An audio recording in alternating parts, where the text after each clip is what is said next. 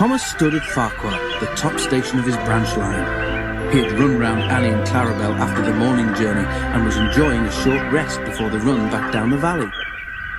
His driver and fireman stood beside his cab talking to the guard who brought startling news. "Did you know that the station master was burgled last night?" he was asking. Thomas's driver shook his head. "You don't say," he exclaimed. "I didn't know he had anything worth stealing." "He's won cups for gardening," exclaimed the fireman. "All taken, and then the scoundrels had the cheek to pinch his car to carry them away in." "Not that new one he's so proud of," said the driver. The guard nodded, and at that moment the signal rose to show that the line was clear. The driver and fireman climbed into Thomas's cab, the guard blew his whistle, waved his green flag and got into Clarabel, and Thomas set off.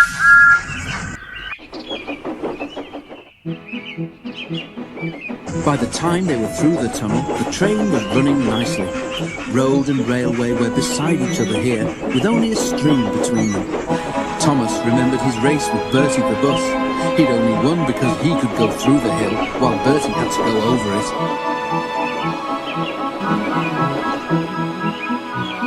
"Heep, heep," whistled Thomas at every station. "Get in quickly, please." At that moment, Percy appeared. Thomas told Percy and Toby what the guard had said. "The Fat Controller wouldn't allow it," Percy remarked. "I can tell you." "Sorry, Percy," said Thomas's driver. "We must be off. Time and the Fat Controller wait for no man." Thomas puffed happily along his branch line. Suddenly, a flash of colour on the road ahead caught his eye. He tried to go faster to look more closely. "Steady, Thomas," said his driver. "There's plenty of time." "Can't we get closer to that car?" panted Thomas. "It looks like station masters to me." "Lots of cars look like that," laughed the driver. But he opened the regulator and they began to draw level. There were two men in the car. They waved when they saw Thomas and tried to go faster. "That's the car all right, Thomas," said the fireman, "and those two must be the thieves. But we can't stop them, and they'll be gone long before the next station." "We need pencil, paper, and something to put a note in," said the driver. "We'll throw a message out at the next signal box." Quickly, he wrote the note, and they put it in the fireman's empty lunch tin. Then, drawing ahead of the car, Thomas whistled to attract the signalman's attention. They slowed so that the fireman could throw the box up to him, and as they went past, both driver and fireman shouted "Police!" at the top of their voices. By now, the stolen car had gone well ahead, and Thomas did not see it again. But the signalman telephoned police headquarters at once, and the thieves were stopped at a roadblock about 10 miles further on.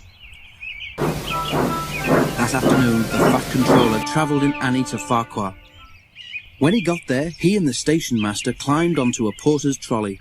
They told the passengers the whole story, and the station master thanked Thomas, his driver, and his fireman for their prompt action. The passengers cheered loudly, and they cheered even more when they heard that the station master's gardening cups had all been found, undamaged, in a sack in the boot of the car. "A long time ago," said the Fat Controller, holding up his hand for silence, "Thomas showed how valuable he is to the smooth running of my railway.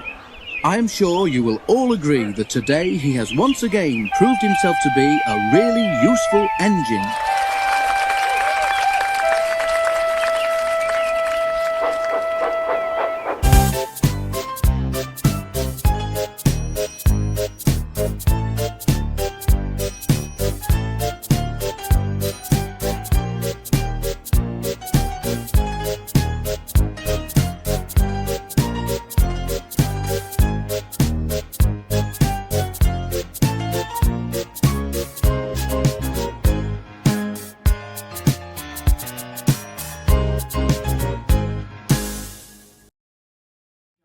$168, one on the front. Wait for me to go back there. Right, and I think that children live these days in a very fast-paced world. But I don't think children really change. And that is that they need in their lives gentleness, they need comfort, they need fun, and they need stories that, whilst being entertaining for them, also help them to interpret the world. I got really, really lucky and blessed. That's what I wanted. I wanted to make it so that any little child watching could feel that that's where they could go, that they weren't alone, and they were comforted, and that they were inspired. It's the moment when everyone becomes a storyteller.